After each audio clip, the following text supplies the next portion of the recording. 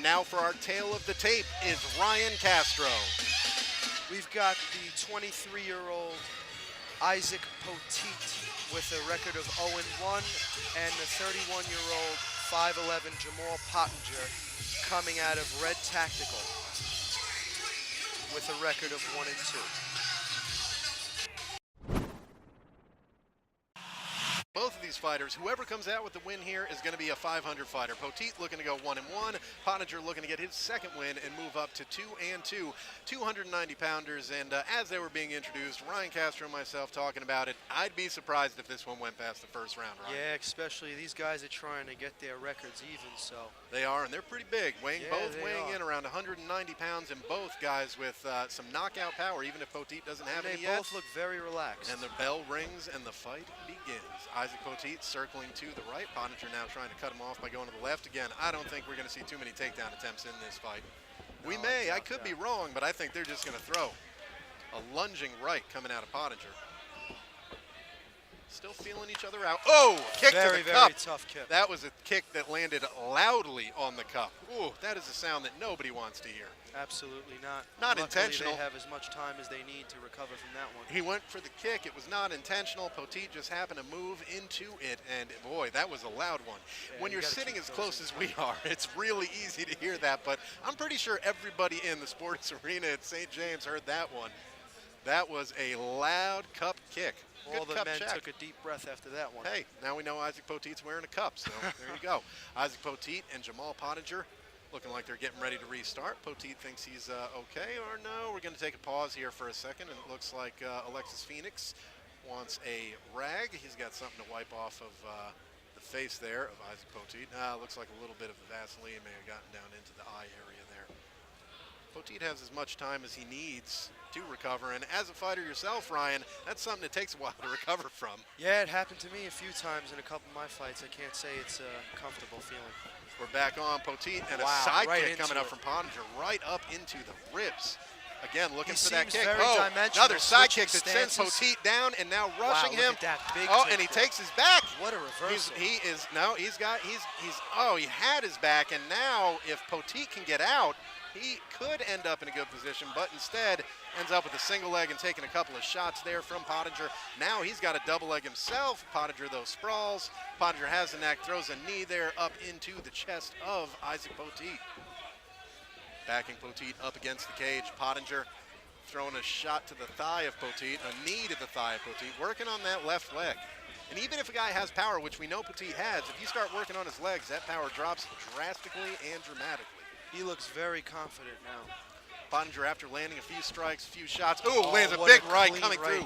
Feint to the left, landed a right, and now looks like Poteat thinks, maybe I don't want to stand with him, and goes in for that takedown. But all it ends up doing is pushing Pottinger up against the fence. Grab. A big fence grab there, and it looks like we are going to have a point taken away from Jamal Pottinger. I know very well could. Play with those. That was a takedown, and the only way that didn't become a takedown was because Pottinger grabbed the fence clearly and intentionally. You can't get desperate like that, man, you know? 1 point taken away for holding the fence. Jamal Pottinger. Something like that easily would cost him the round. He was dominating it with the stand-up kicks, punches. I mean, he dropped him with the side kick, and now the more tired he's losing the round. Goes in with a Superman punch there, lands it. He knows he has to end it now. There's definitely a sense of urgency. He's got a standing triangle, arm triangle there, and ends up using that to wrestle Poteat to the ground and end up in full mount. Jamal Pottinger now on top of Poteat in full mount. Poteat rolls him over. A good reversal from Issac Poteat. Again, we said great heart by the both of them. After his debut at KTFO, it was clear that his ground game needed work. It appears he's done some work on that ground game. Is it going to be enough? Absolutely. We don't know. Jamal Pottinger, landing a hammer fist and then a shot to the back of the head, it looked like. Tough to say, though. Getting close to the end of round one here. Close into the action, so. Close into the action for either the stoppage of the round, the stoppage of the fight. Issac Poteat in a bad position that is going to be hard to get out of here. Pottinger, though, not doing all that much with it, and now ends up almost inside control. Poteat ends up giving up his back. Can Pottinger do anything with it? He's going to sit on top of him. This is where David McCall took out Issac Poteat in almost the exact same way, getting his back and throwing punches. Deep hooks he's got in underneath. making it very uncomfortable. Deep hooks and a lot of punches, and it looks like we are going to call the fight. The fight ends just the way Issac Poteat's first one did. Again, incredible performance. You got to take your hat off to him. I mean, although he had the fence grab, lost the point, he made up for it and ended the fight. Not a lot of hard shots landed from that back by Pottinger, but it was volume again, much like the last fight. You know what they say, slow and steady sometimes wins the race. The last fight Issac Poteat had ended in the exact same way. You know, it doesn't look like he was too badly hurt, but he was in a bad position and not defending himself. In an amateur mixed martial arts specifically, you need to be careful with that. Absolutely. You can't be one-dimensional either, you know? No, you gotta can't. Mix it up. And we'll be right back after this with more from KTFO 14, including the official results.